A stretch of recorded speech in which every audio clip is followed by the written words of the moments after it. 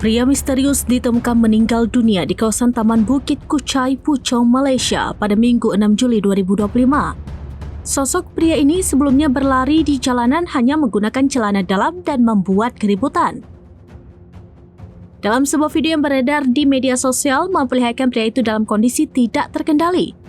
Dirinya berlari tanpa busana lengkap, memakan rumput hingga merusak kendaraan di sekitar lokasi kejadian. Menurut laporan media lokal, pria itu awalnya berlari di jalan umum sebelum terjatuh. Kemudian ia merangkak di pagar pembatas jalan, mengambil segenggam rumput dan memasukkannya ke dalam mulutnya. Pada kejadian tersebut, kedua kaki sang pria misterius tampak gemetar hebat. Seorang saksi mata mengatakan pria itu juga sempat memecahkan kaca spion samping mobil yang terparkir.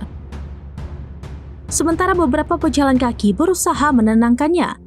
Namun, situasi semakin memburuk dan mengikat tubuh pria itu untuk mencegahnya melukai diri sendiri maupun orang lainnya. Pihak berwenang masih mendalami penyebab pasti meninggalnya pria misterius tersebut. Adapun dugaan adanya keterlibatan penggunaan zat terlarang dan gangguan mental.